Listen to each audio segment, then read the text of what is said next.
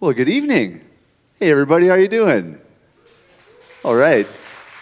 Great supporters of the National Music Centre. I personally want to thank you for all the joy you have given me during my stay in Calgary this week. It has been nothing short of thrilling at every moment that I've been in this amazing facility. So greetings to you, and also greetings to the larger world and or the future, watching this on Facebook Live and archived forever and ever. It's a pretty amazing event that we're going to experience tonight, and thank you for joining us. I myself am all a Twitter about it because I think probably like a lot of you in this room, I have had the great pleasure of enjoying the music of these gentlemen for a long time, and now we're going to get an opportunity to kind of go behind the curtain, you know, be part of the experience that they're having here at the great magic factory, the great chocolate factory that is the National Music Centre, and also delve deeply into what has made them the Northern Pikes that we all know and love. So without further ado, won't you please join me in welcoming, ladies and gentlemen, for this oral history here at the National Music Centre in Studio Bell, it's the Northern Pikes.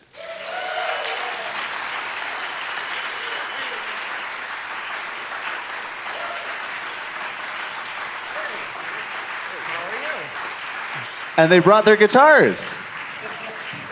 And drums. We just walk around with them all the time. I noticed that about you guys. Perhaps saw me wandering the streets of Calgary this week with my guitar in my hand.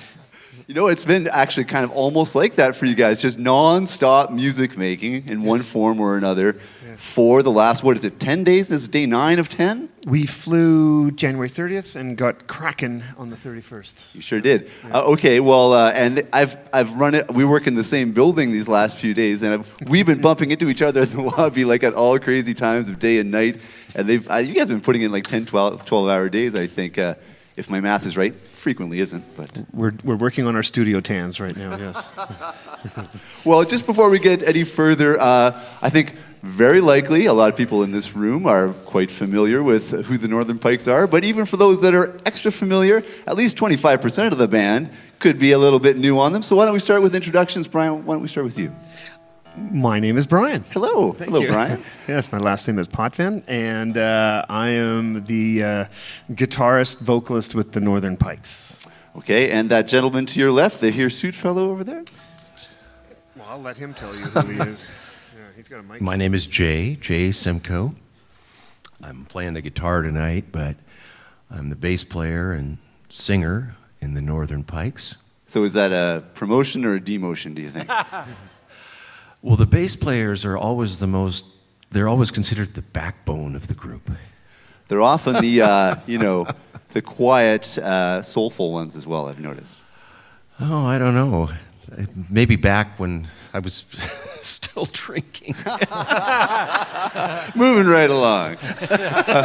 Okay, there we go.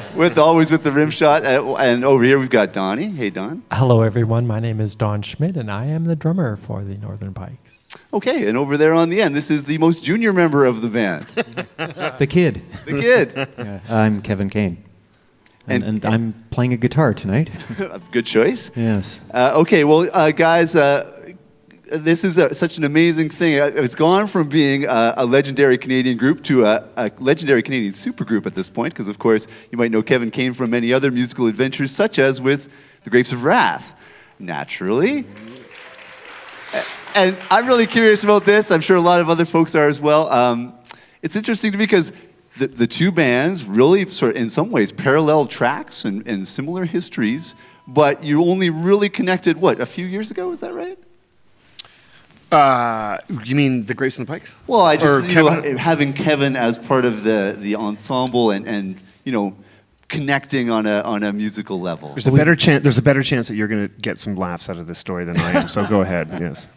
Well, we'd never really played together or anything like that back in the day, but our careers did kind of run parallel, and I think both bands felt a certain Western Canadian small town affinity, or whatever connection. But we almost crossed paths right here in Calgary back in 1985. We'd put out our first EP, and what's the radio station at the university? I'm sorry, I don't remember. CJSW, the greatest campus station in the world. Sure is.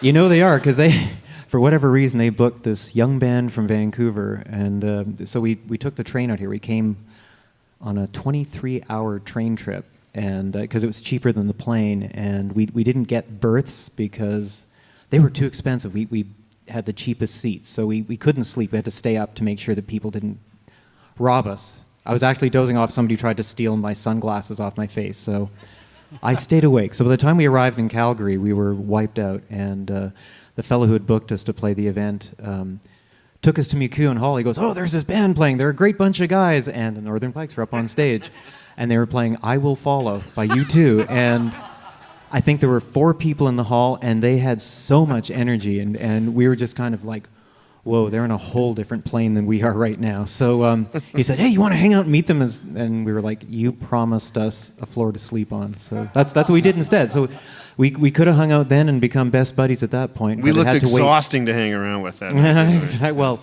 I was tired just looking at you guys. It was like, holy cow. Where did they get the energy? Obviously, they haven't been on a train for 23 hours. So you fast forward, what, 3 decades or so? Something like that, yeah. And then all of a sudden you bump into one of these fellas, right? Ran into Bryan at a guitar store. Yeah, so I went to a regular haunt that I go to all the time, Capsule Music, and there's that guy. I know that guy. I'm looking at the guy, and he looks like the guy from the Grapes of Wrath. Yeah, I think that's the guy from the Grapes of Wrath. I'm going to go talk to the guy from the Grapes. Hey, are you the guy from the Grapes of Wrath? And, yes, I am. And I put down my broom and said, "What are you saying?" love the way you speak. Anyway, we found out that I lived in Toronto at the time. Found out that we lived very close to one another, and I don't know, just, there was a lot to talk about and reminisce, and so we started chatting and hanging out and playing music. And in 2014, very close to our anniversary now, I guess, March, we played our first duo show together. Kevin and I just decided, let's just do a thing together. We'll, share the bill. And as sort of 2 independent solo artists on the same bill, but that lasted for exactly 1 gig. And then, because we just started wanting to play over each other's stuff all the time. And then we made a record, and we've been kind of doing this thing together for quite some time. And I think the Pikes, we were playing as a 3-piece for a while, but there was always sort of this missing.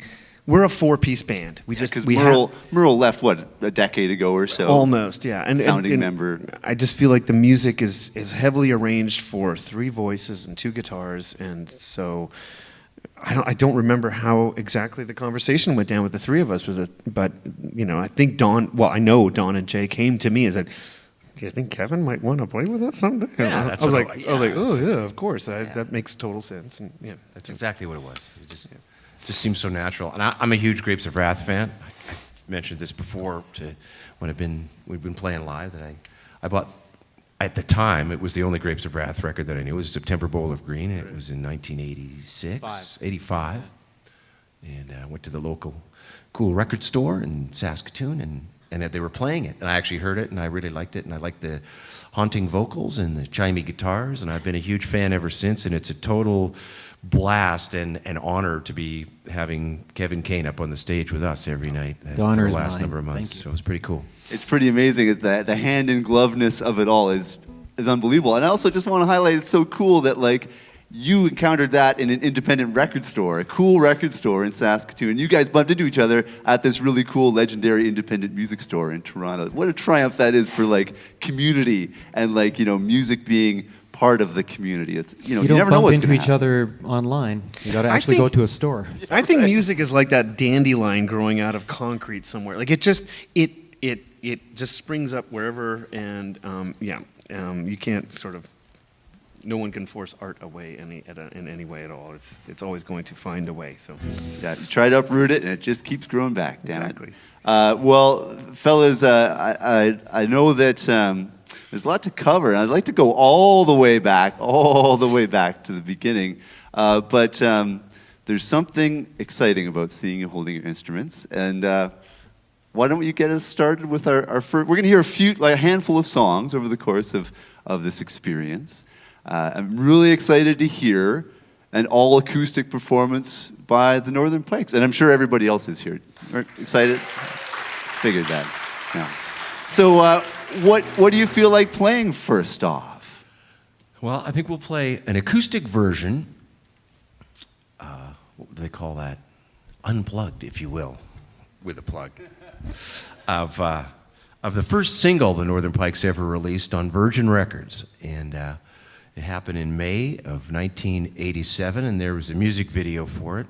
Interestingly enough, though, the song was written about a year before the Pikes actually began, and I was in a band called 17 Envelope, and we sort of thrashed away on the song for a little while. And then we started doing it in the Northern Pikes and became our first single. And it changed a lot of things for us, actually. Opened a lot of interesting doors, and it was pretty cool. I got to tell one story about the single, because I think this is kind of an interesting thing. It was released in May of 1987. We had recorded the record in January, February, and into March of 87. And there's always that lag time once you finish the recording of a few months before something happens and the record label starts promoting it and that kind of thing. And I was working outside at a golf course cutting grass, and we certainly were not, you had to do a lot of different things to keep making money anyway. So what happened was I was out on the golf course cutting grass, and then somebody drove up in a truck and said, there's somebody from Virgin Records that wants you to call. This is obviously long before cell phones and internet and those kind of things. So I thought, okay, they drove me into the truck, and I went into the phone there, and they said, well, we have a problem, because this was the day the single was being released, and the way that Virgin Records and every label, I guess, would release singles is they would do a mail out by courier, and they would all arrive at all the Canadian radio stations at exactly the same day, so everybody would get the single at the same time. The single was vinyl, a 45 vinyl, and so they said, well, we've had a problem that the radio station in Regina and Saskatoon, of all places, in Saskatchewan, did not get their single sent to them. So we know that we gave you a couple of promotional copies. Can you take these to the radio stations? And I'm in my green work pants and all greasy and stuff. And I said, okay. So they said, well, we've got an airplane ticket, and this is long before things changed with airlines. They said, you're on the plane in an hour to going to Regina. So, okay, I zipped home. I grabbed the two singles. I changed my pants, I think, and then ran to the airport, got on a prop plane, and flew about 20 feet off the ground, it seemed like, on the windiest day ever known to man. It was a horribly bumpy ride. Landed on the ground, got a cab, went to the Regina radio station, gave them the single, the 45, booted it back, got on the plane for another horrible ride back to Saskatoon, then got in the car, then took it to the radio station there, and then my mission was complete. And you were back painting, I had to go finish the fairways, so. So that's how you got your nickname, FedEx. Yeah, things are different now. It's a click of the mouse, apparently. Anyway, this is probably the most misunderstood of all the singles of the Northern Pikes. A lot of people, when they first heard this, thought it was kind of a celebrating the wonder of the teenage years. And it's celebrating the horrors of the teenage. This is more like the opposite of that, and it was written as a 19-year-old looking back, and this is called Teenland. 1, 2, 3, 4.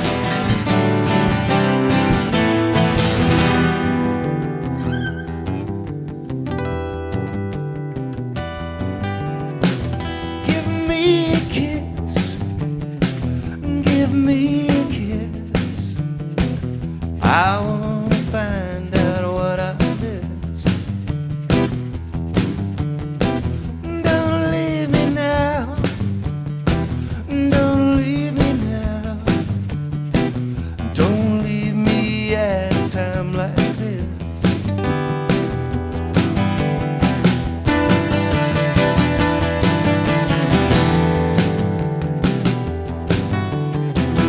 Posters of blue look just like you. A snapshot on a magazine. Now the rage, turn back the page. At one time you were just like me. Here, in Teenland, Teenland, Teenland,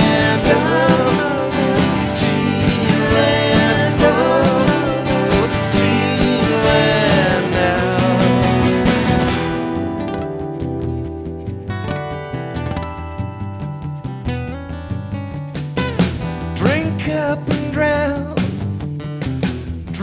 cup and drown. This poison always brings me round. I need cigarettes. I need cigarettes. I need nicotine for full of that. Teenland, oh, Teenland, oh, Teenland, oh, Teenland now. Oh, the kids out walking out are their heroes now. What the kids are talking about means zero now. You gotta give us a break, give us a break, give us a break. Teenland now, Dreamland now, Teenland now.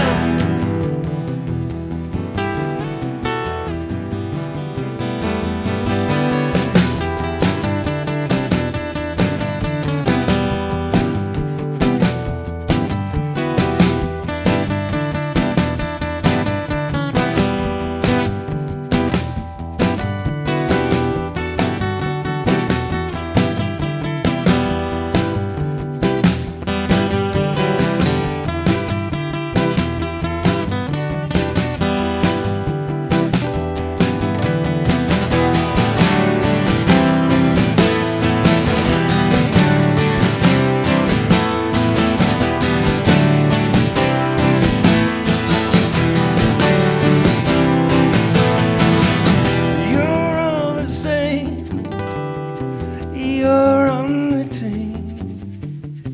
Sometimes it makes you want to scream. Give me a kiss.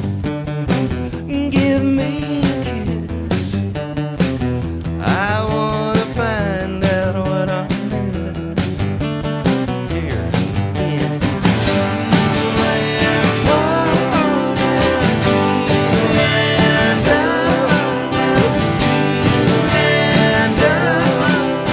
Teenland, oh, Teenland, oh, Teenland, oh,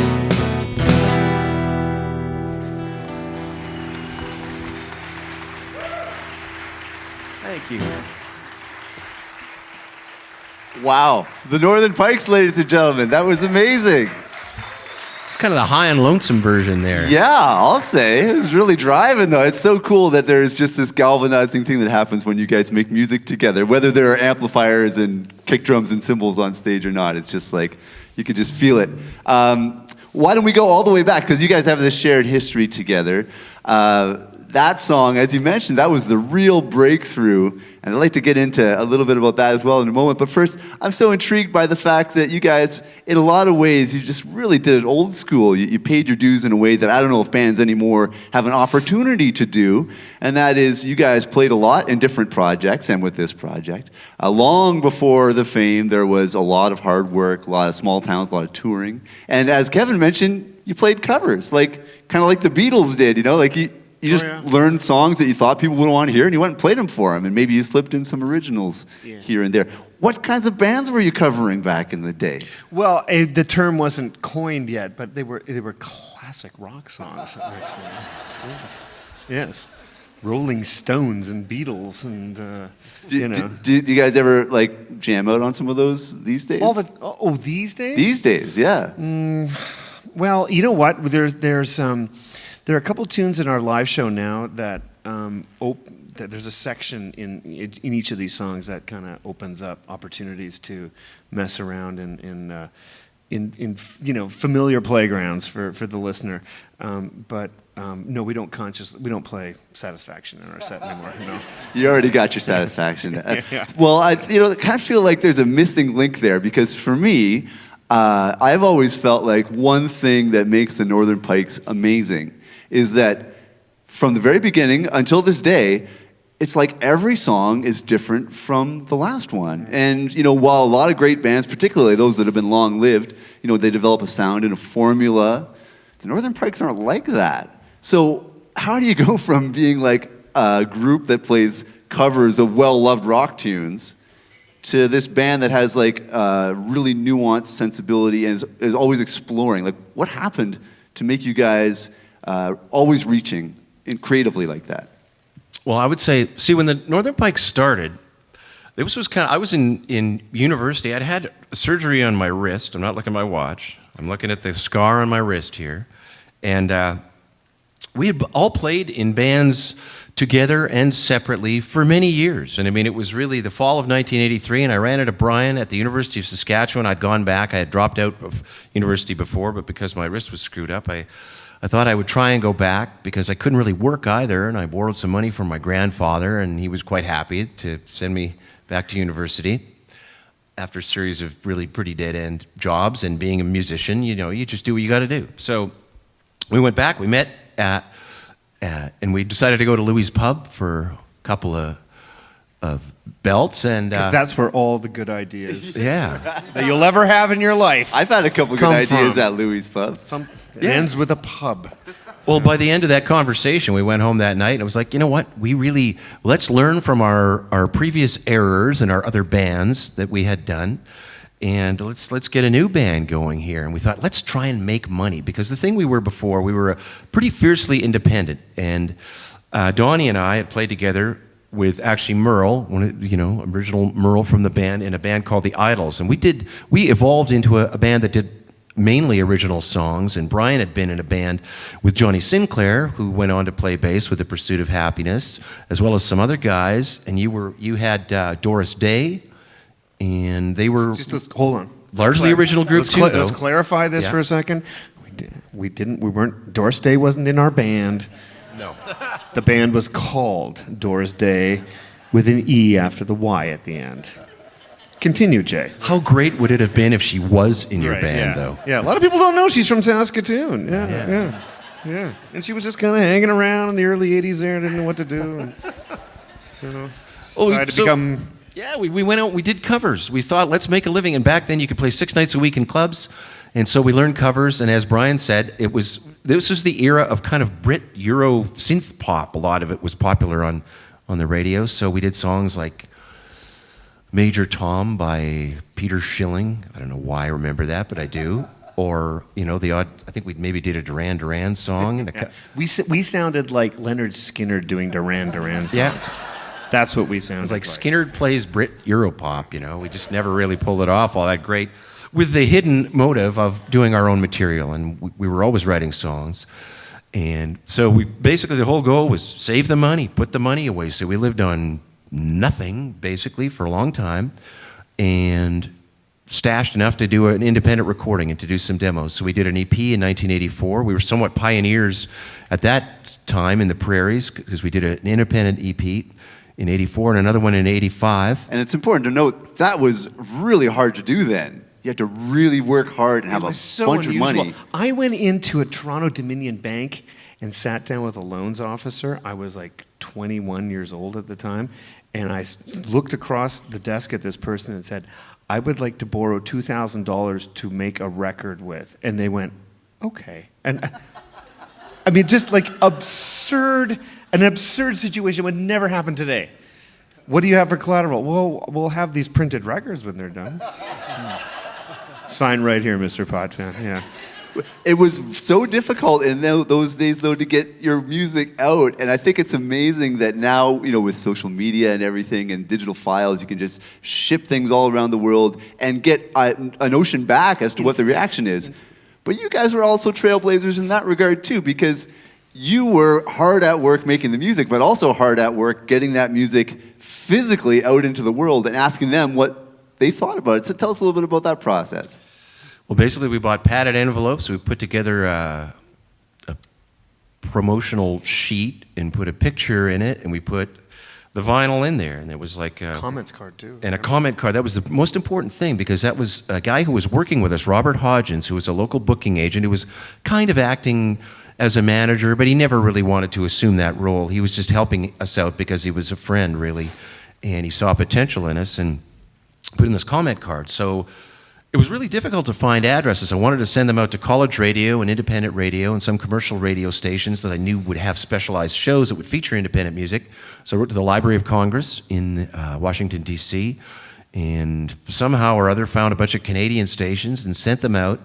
And then what had happened with the band playing live was we got really kind of sick of playing other people's songs, wanted to play our own, and the gigs started drying up, essentially. And right at the point where we were thinking, well, maybe we won't play anymore or something, we started getting reaction back. And we were getting charts sent back, mailed back to us. And the first EP did great. We were getting charting at #1 on various college charts in the United States and in Canada. And it was like, this was crazy, you know. We were still really broke and, you know, trying to fumble our way along. And so we did the second one. We did it very quickly. One thing that was really good fortune for us was we had a very good friend named Mitch Barnett, who was a recording engineer at a recording studio, a real recording studio called Studio West, just outside of Saskatoon. And so he would sometimes sneak us in there to do recordings at night. And we kind of learned our chops from that a lot, you know, and got better at doing that. Anyway, what ended up happening was really about the middle of 1985, around the time we were getting ready to do the second one, record labels started becoming interested in us. And so we had people from Capitol Records and A&M Records and Attic Records and Duke Street Records and a bunch of other labels come out to see us playing our various gigs in Western Canada.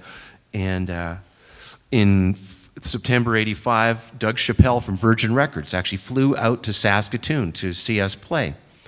And he loved the band, and by chance, we didn't really have a regular drummer. We always wanted Donnie to play with us, because I'd played with him in the Idols, and we knew he would be the perfect drummer for the band.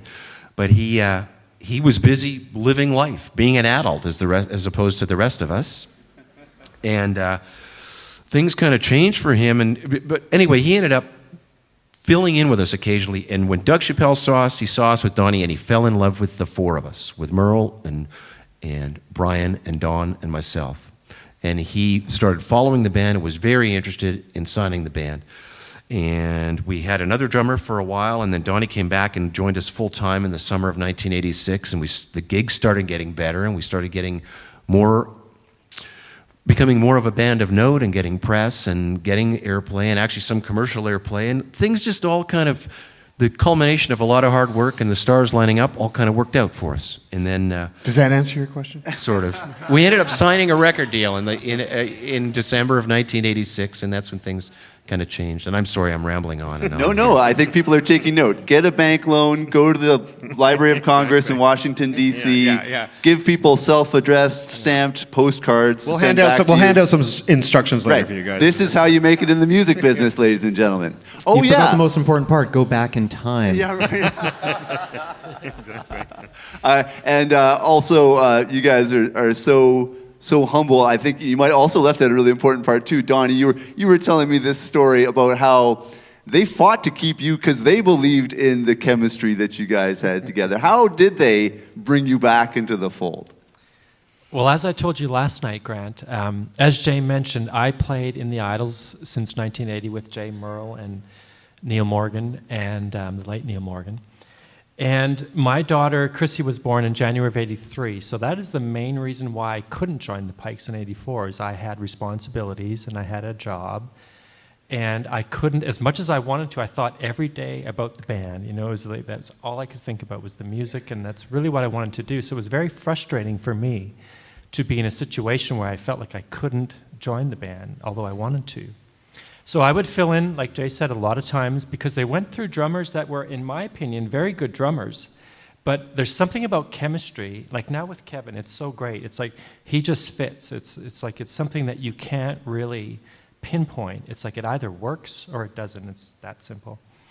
And so I would fill in with them. And when I filled in the time when Doug Chappelle from Virgin Records came to see the band, that was a real moment for me. It was like, okay, maybe this actually might work, you know? So it took a while. It took several months. Merle would call me and say, so, Donnie, what do you think? You know, do you want to join the band? I said, well, I can't yet. You know, and I actually quit my job once. I tried, and my boss convinced me to stay.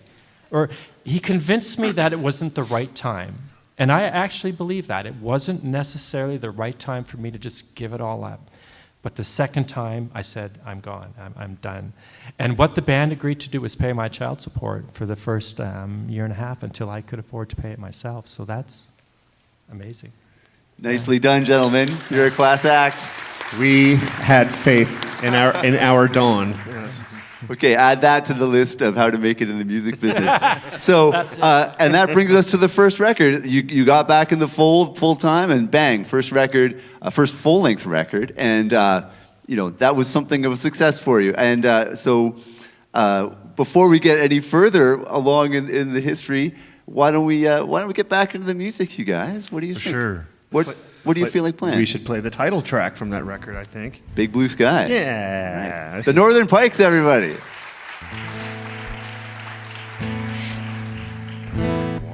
2, 3. There's a big blue sky smiling down upon me now. There's a big blue sky. It's got me flying on a cloud in the big blue sky. There's a reason for my life in the big blue sky. Can you remember when you were younger? There were so many things you wanted to conquer. Now your victories seem to go by you. They seem to run right by you. Never had a trophy, and I never wanted one. My brother has some money, never looks at them. Should recognition be your ignition? Shouldn't need ignition into the big blue sky. Smiling down upon you now. There's a big blue sky. It's got you flying on a cloud in the big blue sky. There's a reason for your lives in the big blue sky. There is someone I trust and tell my secrets to. I love her more than she can possibly imagine. And I have a strength inside, my conscience is my guide. I never have to hide from the big blue sky. You have to walk away sometimes, I know it's hard. You have to say goodbye sometimes and break a heart. You have to make sure that you never lose the things you love. Never lose the things you love.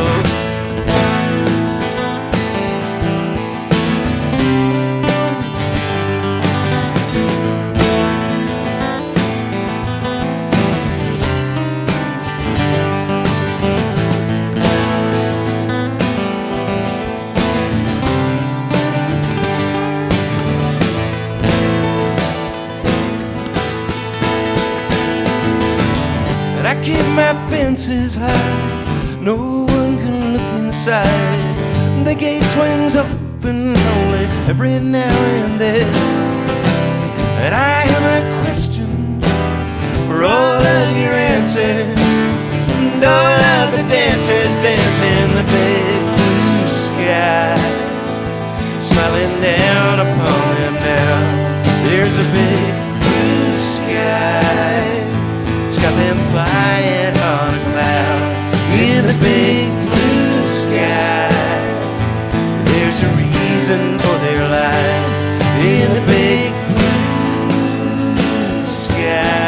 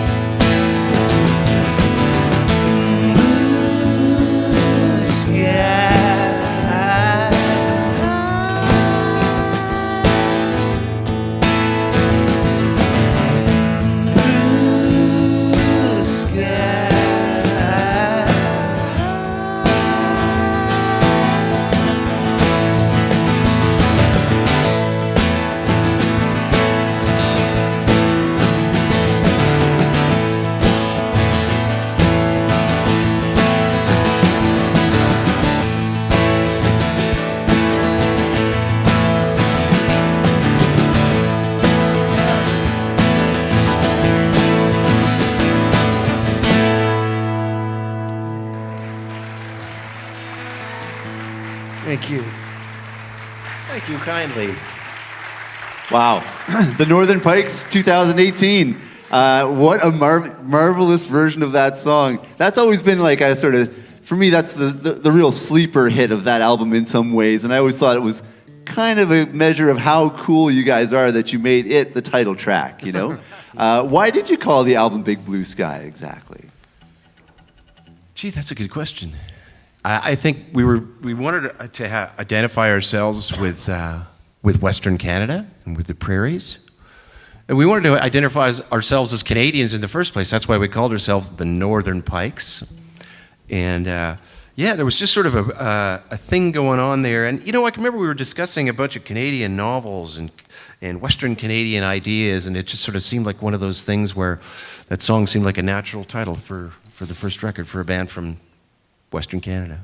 You know, that also is remarkable because it wasn't that long ago, really, that Canadians were kind of ashamed to put Canada in their art. Like, if you were a novelist, your book would be set in Chicago instead of Montreal. You know, if you were a musician, you were trying to sound like you had an English accent, or you'd never sing about, you'd never sing about the Golden Boy in Winnipeg or being on Yonge Street in Toronto. You know, like, that's really changed a lot. And I think there was a period in time when Canadian bands, in particular in the rock and pop field, really kind of took ownership of that and said, no, we're not from England or the United States, we're from here, and that's what informs our music. And I know I was a youngster in teenage bands when you guys were breaking big, and it really did make an influence. You know, it played a role in our realizing, like, oh, well, just because, we have idolized, Jimi Hendrix and Cream as, 14-year-olds in the garage, it doesn't, we can actually like look to our own lives to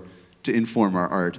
And I feel like the Northern Pikes had a lot to do with that, that movement. Did you get a sense like you were part of a vanguard of like that whole can rock scene of like the 80s and into the 90s with all those great bands, I felt like I was aware that there was a change going on. I felt like as we were kind of coming up, Jay was referencing this time in 86 or 87 when we were starting to get courted, when CFNY, which was sort of this vanguard kind of maverick radio station that was playing a montage, I would imagine, I would describe as of music in Toronto, this really popular radio station in one of the biggest cities in North America, started playing our music right before we signed our deal with Virgin, and it was huge because it felt like we were sort of being accepted en masse. We were getting played in places that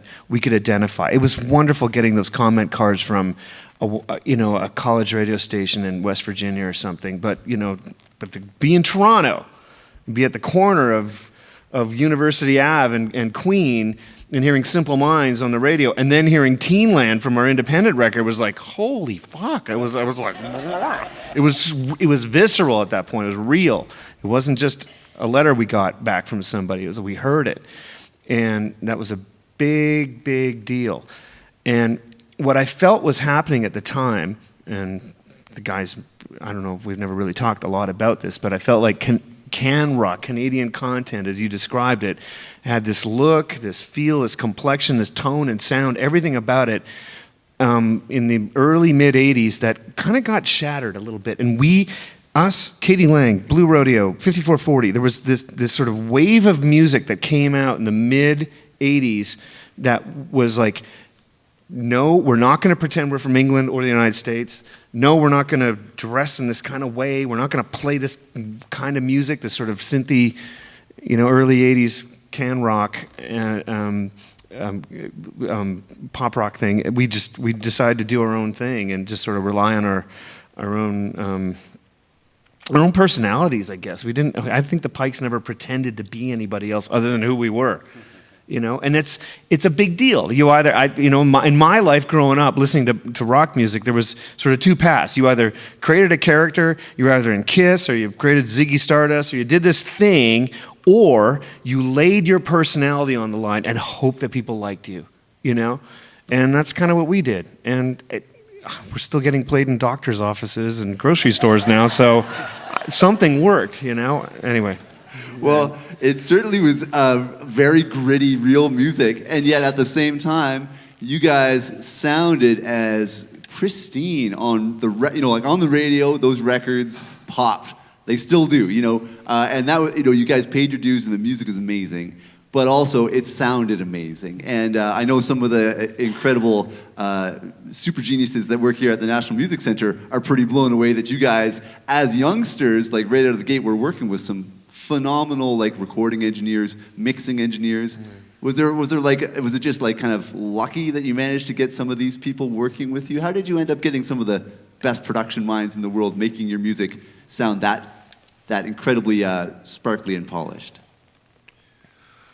Well, to a certain extent, you make your own luck to a certain extent. I mean, I look at it, and in the first place, we never thought we'd ever sign a record deal with a major record label. Our realistic goal, was to make good enough independent records that maybe we could get picked up and have them distributed. So we've surpassed that by actually signing directly to Virgin around the world, and we ended up, a lot of it's right place, right time, right people, right things, and I think you're probably referring to Bob Clearmountain and Hugh Padgham and Ed Stasium and some of these people. And what I've heard from several of those folks is that, yeah, sure, they were, we were taking a flyer on them. These are like, really in-demand music business people. They said, but they were just such a great rock band, and I just wanted to get my hands on their music.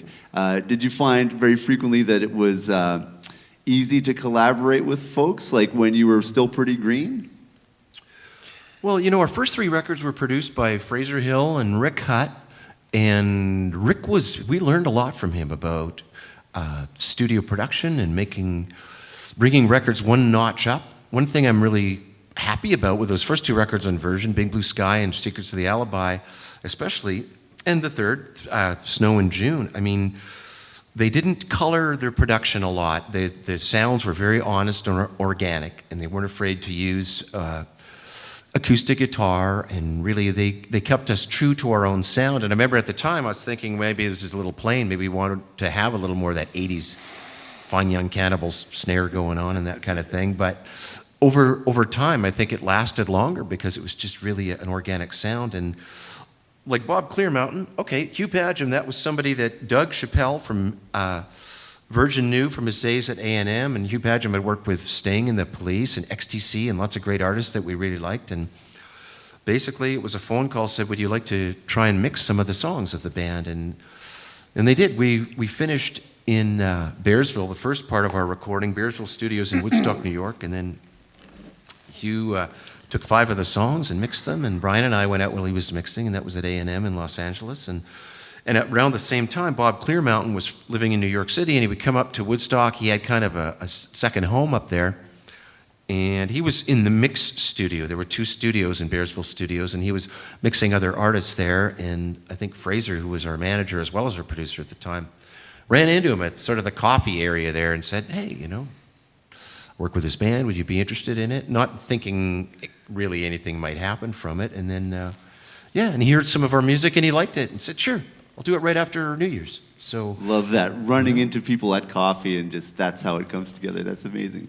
I always go for coffee, but maybe that's your next big break is waiting there. Well, okay, so it's amazing that all this confluence happens and you have this hit record, and this brings us, I think, to a really interesting, for me at least, it's fascinating that one of my favorite music videos of all time was shot right here in southern Alberta. Video was shot in East Cooley, Alberta. I've always thought, wow, that location is so beautiful. Where near Saskatoon is that? And then you guys just told me that when we were chatting the other day, no, that was right here in southern Alberta. Don, what was that experience like when you were making the video for the Things I Do for Money? Well, I remember it was very hot. It was in August of '87, and Ron Birdie directed about, I think, 11 of our videos, roughly, give or take. And they had scouted out the area, and they went to Rosebud, Alberta, where there's a theater there, and they saw a play, and there was an actor and an actress that they thought would be great for the video of Things I Do for Money, and they asked them if they'd like to be in it, and they said sure. So that's how it kind of started, was to come to East Cooley. And the thing I remember about East Cooley was the sign said, East Cooley, no exit. And I thought that was great, you know. And so, you know, it was the one thing I remember about that couple of days we spent there was, this was in August of 1987. Teenland had been out. We were working on Things to Do for Money video. And our manager called, well, he was there with us doing the video, and he said, I've gotten a call, and I think you guys can open for David Bowie in Toronto in 2 weeks at the C&E. And we thought, I remember thinking, it's impossible. How is that possible? You're sitting in this tiny town in the Badlands. Exactly, yeah. But I mean, that's the power of having a record company like Virgin Records, you know. I mean, if we hadn't have had that company behind us, I don't think we would have opened for David Bowie, for sure. So, but I mean, that song, you know, it was such a unique setting being there in East Cooley. It just seemed to make sense. It's like this almost abandoned-looking town. Like there's really not many people there. And it just seemed desolate, and it seemed like the right mood for what we wanted to do with that song. And when I ever get asked what's my favorite Pike song, I always say it's Things to Do for Money, because to me, it's always relevant. We all do things every day to make a living, and it's, you know, it's always relevant. That's another thing that I find really amazing is you guys bring so much feeling to these songs. And of course, you've probably played them thousands of times already, and some of these songs were written by guys who were like 19, 20, 21 years old. Yeah. What's it like now to sing these lyrics and to play these grooves? Do you look back, and as you're performing them, do you have any like perspective shifts, or does it take you right back to being 19? What's it like? Kevin, you've been writing songs for decades. Why don't you answer this question? It doesn't have to be in a Pikes reference. You can. I didn't really write about being a teenager, I don't think, so my songs are timeless. No, I don't know. I mean, when you obviously might think back on these things, but I mean, when I do an old song, I don't get this flood of memories of, oh my gosh, my life was this and that. I don't know. Maybe it's different for you guys, but they're just kind of songs. For me, you know, like trying to, you know, playing a song that you wrote 30 years ago is either going to have some resonance with you now, all these years later, or it's not. You know, you either got it right as far as longevity goes as a writer 30 years ago, or you didn't. You know, I've written songs, and as everyone up here has, that when you listen to back at it 30 years later, you go, whew, it's just. And then there's others where you're like, wow, how insightful of me as a 20-something-year-old. So, you know, what a prodigy I was. Yeah, wow, I really am. Yeah, What about tearing these songs apart? And like, do you guys play in this format very often, where it's all acoustic? I mean, a lot of these songs have a pretty important, you know, bass part. They have a really important electric guitar tone. What's it like to take them apart and scale it right down? When the record company over the years tells you, you have to go to this radio station and you got to play a song, you figure it out. And so, yeah, we've gotten refined at this. Yeah, and I've noticed also that you guys are pretty darn adaptable, because I got to kind of like be a fly on the wall for your recording sessions here at the National Music Center. And let's not forget that you're making an album, like basically as we speak, and you're doing it like completely from scratch. Like you walked into the recording room not just with songs that you hadn't road tested yet, but like the other guys in the band hadn't even heard them yet. You're just like bringing song sketches and demos together. Some hadn't even been demoed. Like, really? You know, some of the songs were just like, well, kind of goes like this, I guess, and you know, then they're just hashed out. And then by the end of the day, you got like a finished song that's been mixed and mastered. Yeah. That's a great thing about bands is, you know, there's a quality control level happening here, and also the best editors are your bandmates and your best collaborators. And I mean, you know, I brought a couple songs in for the sessions that were pretty brand spanking new. I mean, I was kind of finishing them at night in the hotel with Donnie and saying, "You think this is okay?" And he said, "Yeah, well, maybe that's a good one to work on." And so I'm just playing them, you know, bare bones to the guys as everybody does, and you know, and putting faith in the fact that they're going to come up with cool ideas. And very interesting. I mean, Bryan took he took a real twist. I had a song that I thought would be a very moody and atmospheric and cosmic vibe, and it became quite a heavy, semi-bluesy protest song, and I'm really happy with it. It's good. That's the great thing about a band, and that's the chemistry that kind of like Donnie was talking about earlier on. You have faith in each other, and you kind of, and like he was talking about with Kevin, we played our first shows with Kevin as the Northern Pikes with him last summer, and we did two. We did one for Canada Day in Barrie, Ontario, which was really fun because there were lots of different bands. No, Brampton, Ontario, pardon me. Bunch of different bands, so you get to kind of hang out with some of the other musician friends you haven't seen in a long time. And It doesn't matter. There's another town that begins with B. It's another town, but it doesn't matter. oh, maybe it wasn't Brantford. Brantford. There you go, yes. Home of the great Gretzky. Yeah. There's so many towns in Ontario, you just can't remember them all. And they all start with B for some reason. We played at the Seneca Queen Theater in Niagara Falls, and both those shows were like, wow, this guy's just like, he's played with us for 35 years already. So it just kind of no rehearsal. No, it did. It's just sort of like, so it's really weird. It's like going on a date with a girl and you get married the next day. and it happened. I mean, the reality is... Been there. Yes. And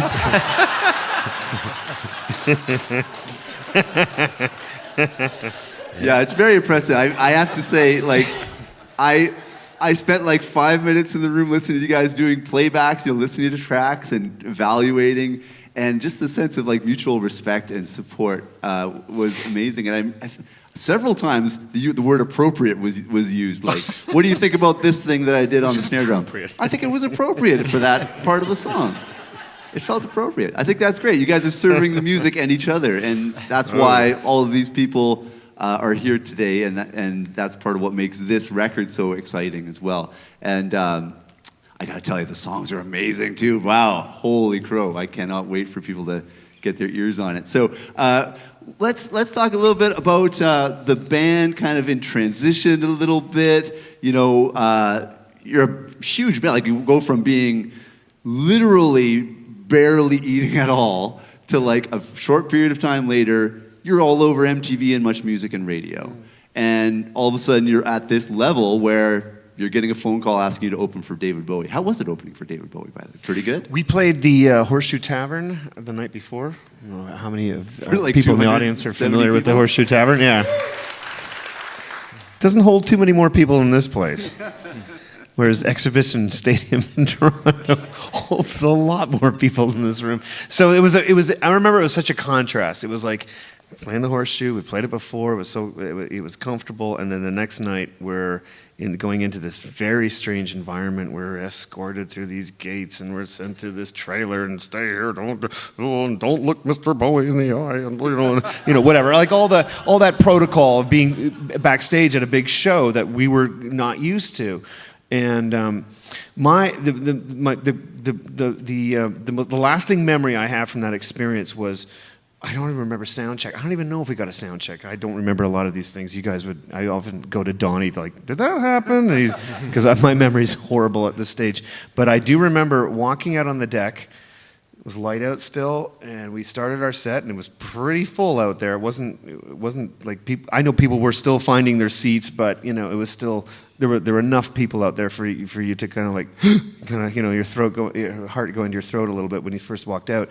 But after about an hour, a song, I realized, wait a minute, it feels great. There's Jay, there's Don, there's Merle. It's like, let's just rock this thing. And yeah, no, it was exciting. It was a big deal for us at that stage. It really feels like that's the story of the music business right there. You're playing a tiny, gritty club one night, then you're playing for like 50,000 people the next. Yeah. It's amazing. And then there was like a lot of transitioning going on with the songwriting and also the frontmanship. And Bryan, there was a big shift that happened at a certain point. I was amazed. I didn't know this. Donnie was telling me that your first ever lead vocal performance was in the bridge on one of your hit singles. Yes. Yeah. That's amazing. Why did you decide to start singing at that stage? I think Jay decided that I would start singing at that stage. I didn't want to sing your songs. Yeah. It was Hopes Go Astray, the song Hopes Go Astray, and Bryan wrote this song, and he had started writing songs, and at the beginning of the Pikes, I was kind of like the primary songwriter, and Merle wrote a little bit, and obviously the songs wouldn't be what they would be without the contributions of everybody in the band. So ultimately they became Northern Pikes songs, but I sort of felt like, oh, come on, guys, write more songs. Let's, I love bands like the Beatles and where there's multiple songwriters, and I just always think that the band's always been song heavy. The whole thing is write good songs, the rest will follow. But if you don't have that, I figure you don't really have anything going on. You can look great and you can be the tightest band in the world, but if you don't have a good song, that's not happening. And our background was, let's write really good songs.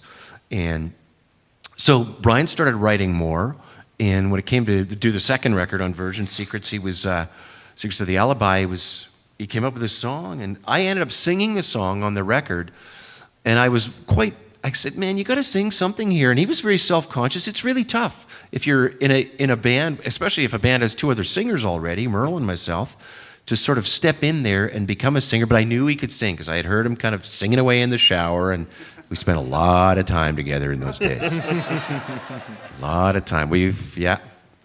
Yeah, many stories I could tell you, but anyway.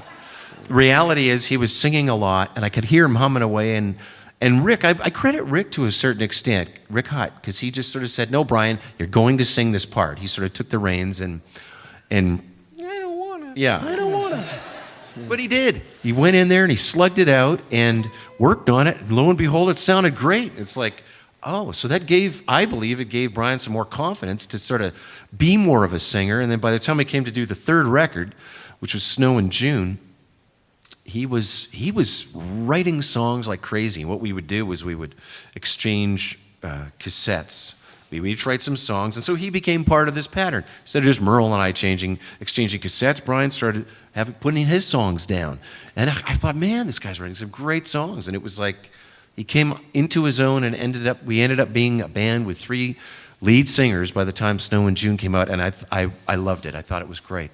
That is just so remarkable, a band that's already on top of the world, and that's when you decide to I just think that's amazing. So why don't we get into some more music? Where do you guys feel like taking us next? Why don't we go to the Snow in June album? Well, why don't we then?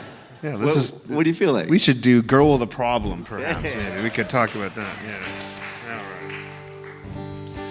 This was what's funny? Songs, where they come from. Anyway, the video was one of my favorite videos, I think. Ron Bertie, who directed our, like Donnie said, I think 11 or 12 of our videos, did a great job with this one. It got to be #1 for a couple of weeks on Much Music, which was cool. All right. So we're gonna play you this sort of like it was written.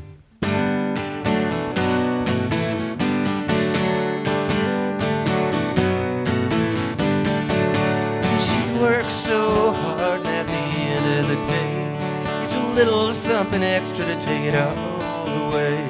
See, love can conquer all, and man, I wish it were true. She's a girl with a problem, and there's nothing I can do, nothing I can do.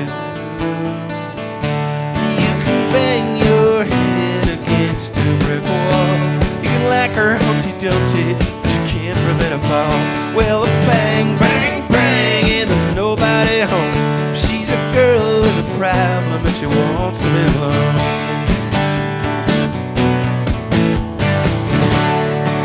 You can't lie to me. You can't lie to yourself for a while, till those lies turn into something else. I will talk to you. You will listen to me for a while, then you'll turn your back and away you go.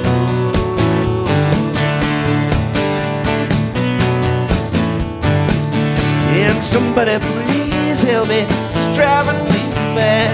Sometimes she's so good, but sometimes she's just so bad. Thinks I don't know, but I've been there before. More than once I've thought about just walking out that door, walking out that door. Tell you what,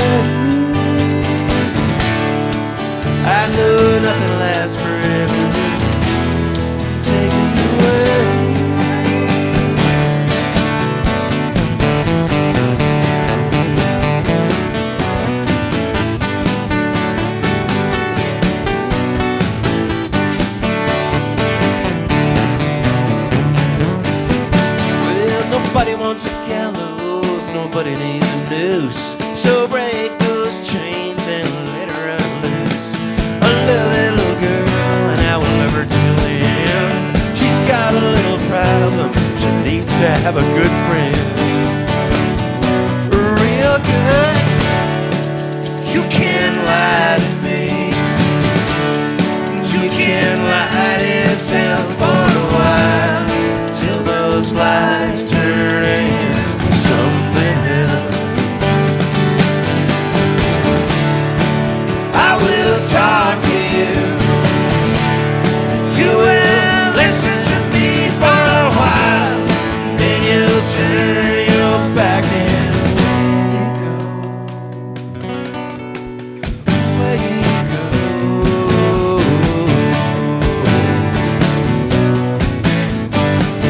She's a girl with a problem, it's plain to see.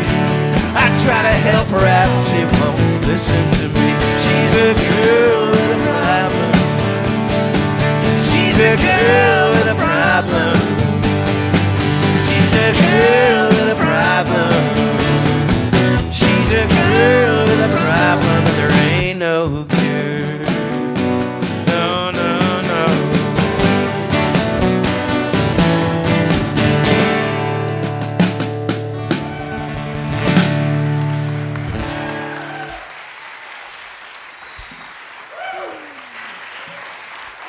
Thank you.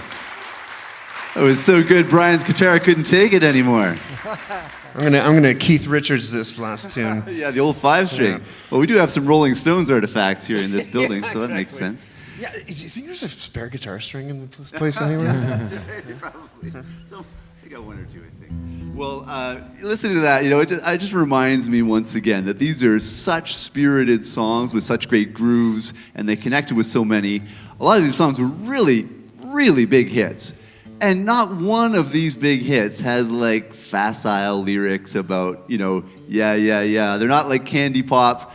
These are really nuanced statements, and like that one, Girl with the Problem. That story that's such a complex story that you're telling there. Where did that one come out of, Jay? Well, I think sometimes you end up writing songs kind of about yourself half the time. And then it's easy to project it onto somebody else. That's really what it is. I mean, It's about you. yeah, well, having been somebody who's been involved heavily in a lot of different things in terms of substance abuse and, and currently in recovery, it's pretty, it's kind of nice to look back at that. But at the time, I was kind of, it's really easy to get mad at people when you're really looking at yourself and you get frustrated with other people, and it's really you got to be frustrated with. Well, I don't know if that has anything to do with what I'm about to ask, but it's also startling to me to consider that when the band broke up in 1993, was it? 93? I mean, we're really only talking like a half dozen years of being a band that is a high-profile act making hits. But what an impact you guys had, and what a great series of big-time successes that are lasting and obviously still resonating with people today. Why did you decide to hang it up at that point? You guys kind of seem to have the world by the throat. That's a really, really complicated answer, and I don't know if, you could ask the four of us and maybe people who were around at that time the same question. You're going to get some different answers, but I was kidding around earlier about my, all my marriages not adding up to the sum of the years that I've spent with these guys, and it's true, and sort of subsequent. I'm trying to word this properly. In my life, I've noticed that the relationships that I make with people that I make music with are different than any other relationship. They just are. And my relationship with Don and Merle and Kevin, Don and Jay, sorry, and Kevin, new, but still it's heading down the same path, is that it's this very, very precious relationship. It's different than any other relationship I've had. And I think that we used the term at the time when we split up in '93 that we were going to break up for a while, perhaps forever, to save our friendships, because we kind of went into this as friends and trying to respect each other as much as possible. And it was less about Jay talked about like, we want to have a band, we want to be successful, we want to make money, we want to make a living doing this, but it's so interpersonal, this stuff. Like, it's so deeply, deeply interpersonal. You sleep in the same room with these people night after night after night, and you're working so intimately. When you get into the creative process with another person or another group of people, it is akin to taking your clothes off in front of them. It's really, really a galvanizing kind of experience as far as relationships go that you have with somebody. So I felt like, retrospect, God, I mean, like all the marriages I had and all the relationships I've had, I've become a very, very strong proponent of therapy. Like, I think seriously, you find the right therapist, you find the right person who can just listen to you talk, it does wonders. And had I known this in 1993, I probably would have been advocating very hard within the group at that time. I was like, we have to find somebody. We've got to find a fifth person to come in and just talk. Let's just talk this out and figure it out. But no, we had to just get away from each other for a while. And, ultimately, pragmatically, what happened was Virgin called us in the early 2000s and said, we want to do a hits record with you guys, and would you be interested in participating in the liner notes and just being involved in this? And that started a conversation. Enough water had gone under the bridge by that point, and we didn't really maybe deal with some of the issues that made us split up at the time, but enough time had passed that we were able to start dialoguing again and talk about this, and that invigorated our interest in working together again. So anyway, I was kind of rambling here a little bit about relationships and music, but it's like I said, it's 34 years. It's a long time that we've been doing this together, and relationships zig and then they zag, right? Like, it's very rarely is it just smooth sailing for 34 years straight. I wish I could say that. I wish I could say that it was lovely and wonderful, but no, we drove each other kind of crazy for a while, and I think that we were overworked, frankly. I feel like we should have, in an organized way, said, look, let's just go away for a year. Let's not talk. Let's not do anything, and then we'll get back together.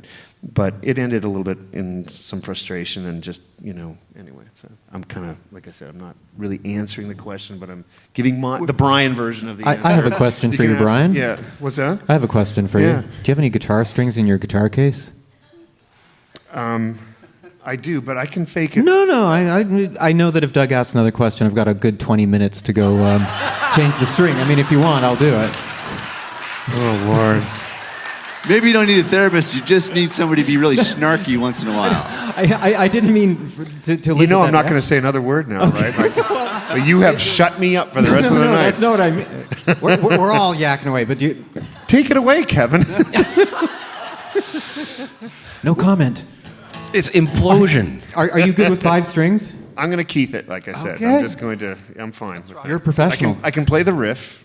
The riff. The riff. Yeah. Oh, so we know what riff we're going to play then. Okay. Well, before we get there, let's just chat a little bit about this project right here, because we've been talking about a lot of the most exciting things in the history of the Pikes.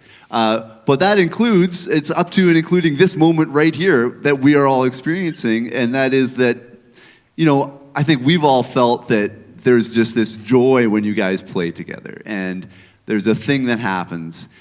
And it's been, you made some music in the early part of the 21st century, and some great music.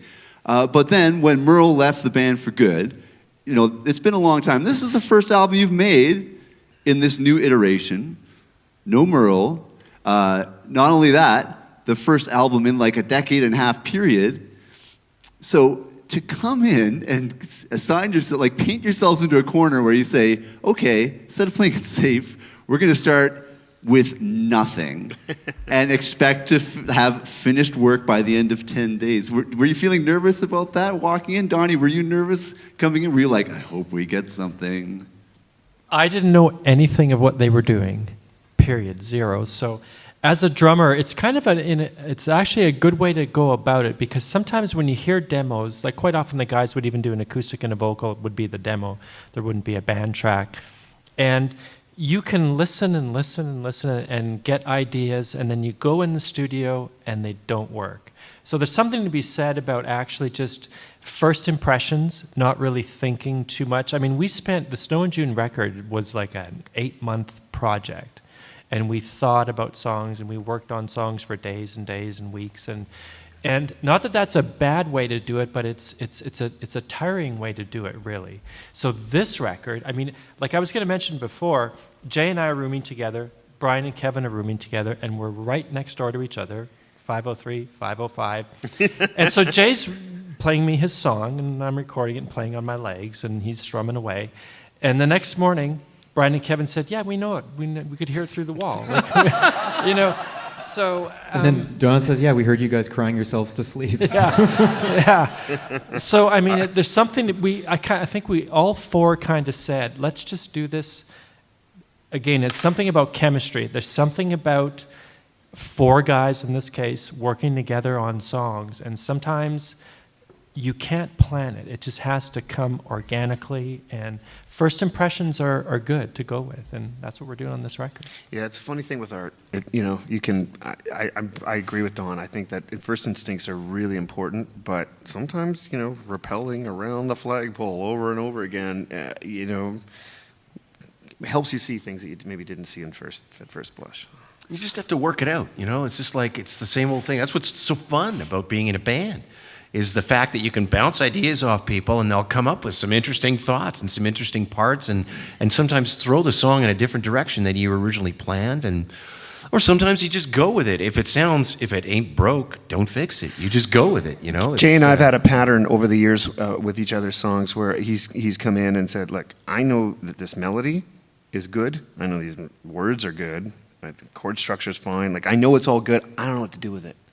And me being removed to a certain degree has helped us create really solid arrangements for for those songs, and reciprocally, it's worked the same way. It's happened a couple times over the last 10 days where we've walked in.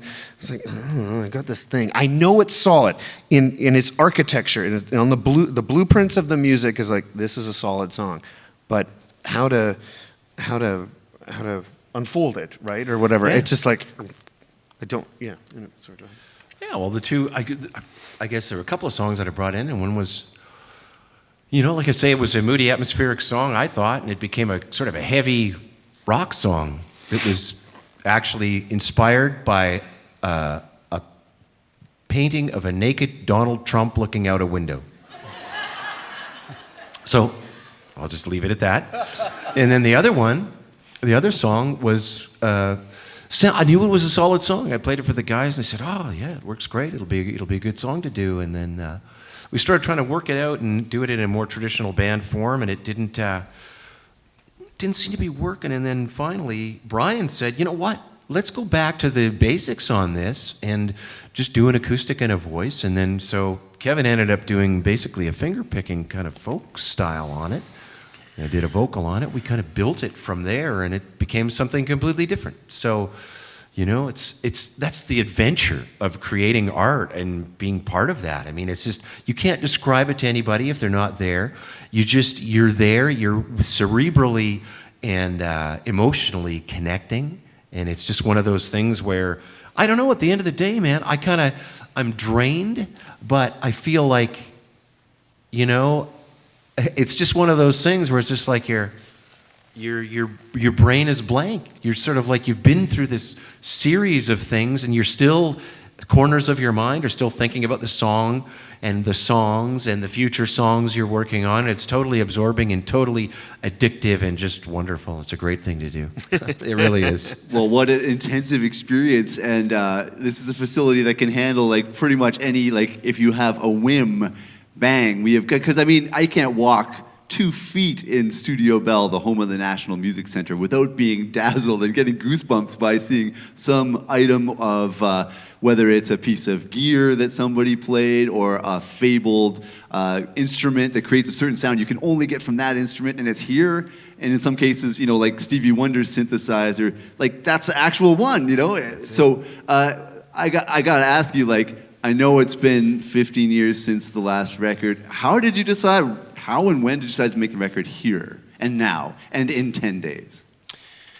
Well, the Northern Pikes did a celebration of our 30th anniversary of our debut record last fall, Big Blue Sky, and we played here. We played at the Eddy on the tour. Did a couple dates in Calgary on that tour, actually.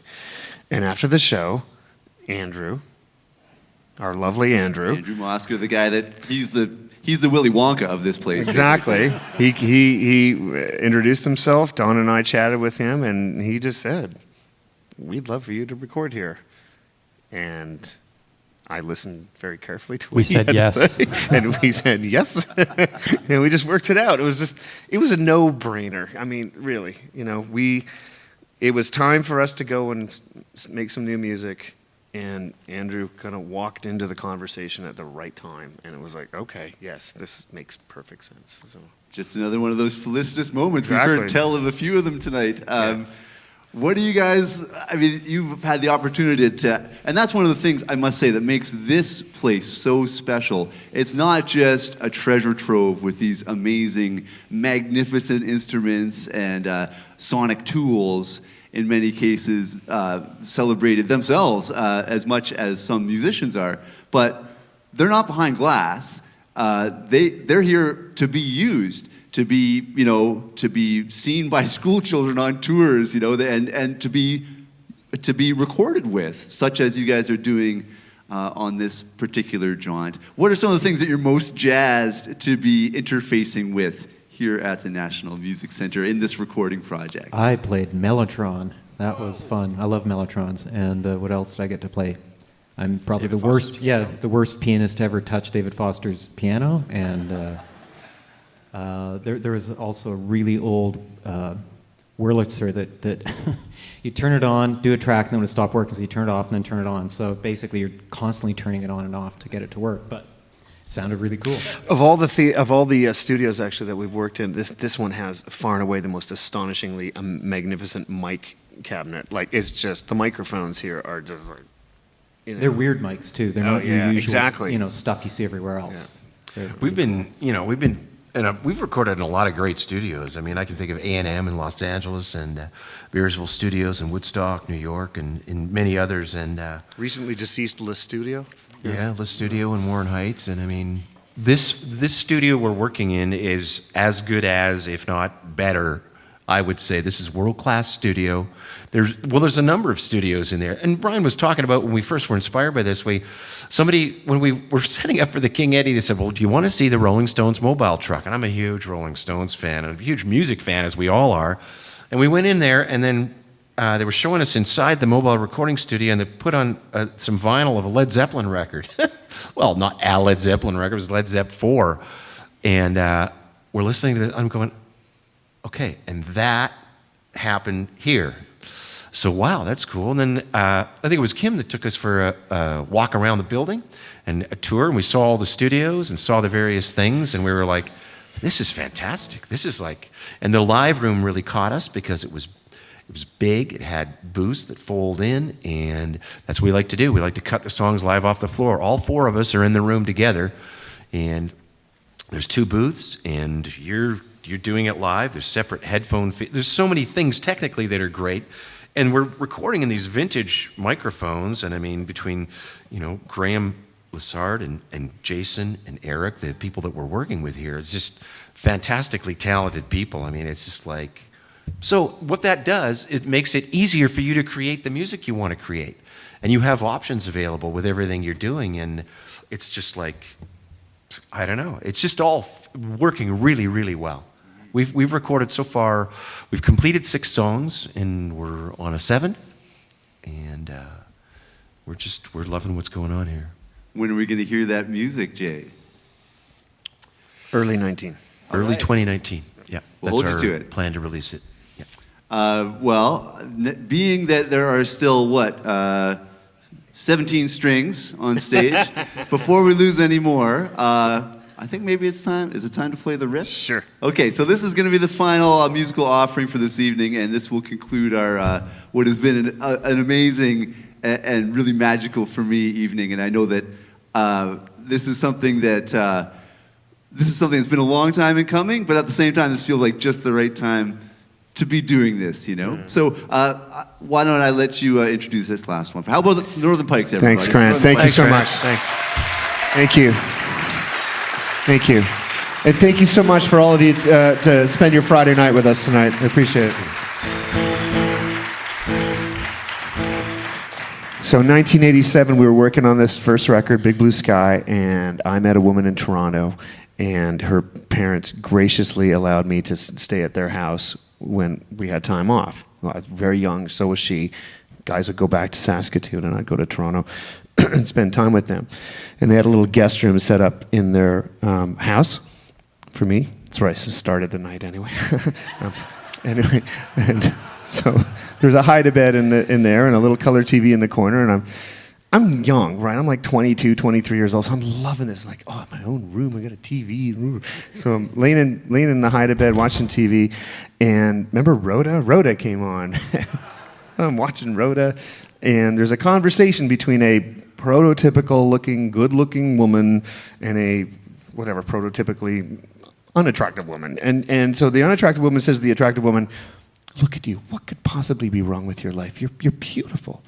And she turned to her and said, "I'm not really beautiful. I just look that way." And I thought that was hilarious. So I wrote that down in my little notebook, and we came up with this song not too long after that.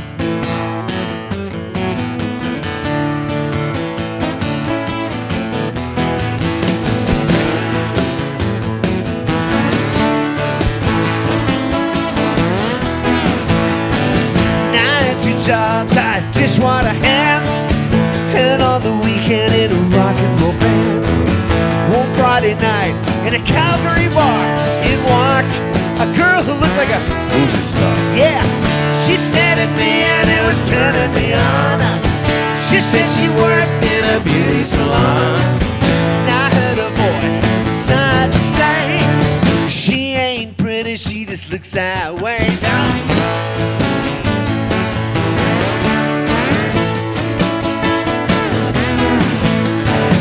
We made a date to go for a drink. I wore my jeans and she wore a mink. There was this misconception all over town that she ain't lonely, got hot by the pound. She said, "Take me home, there won't be no fuss." I said, "She ain't got some change for the boss." Watching her leave, I heard the bartender say, "She ain't pretty, she just looks that way, Kevin."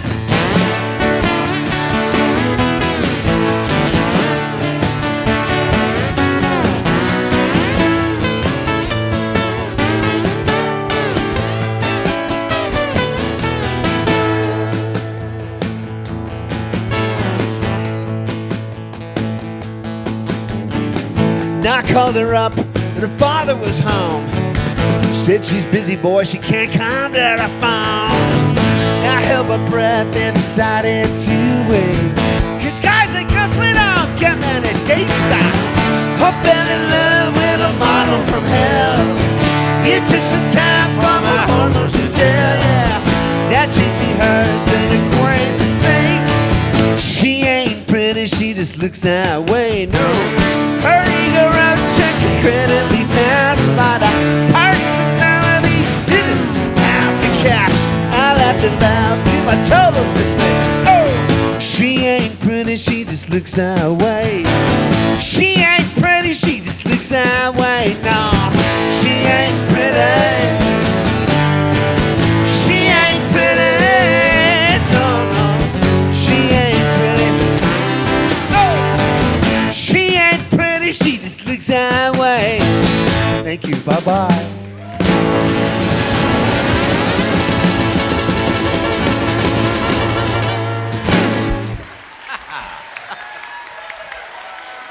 Thank you very much.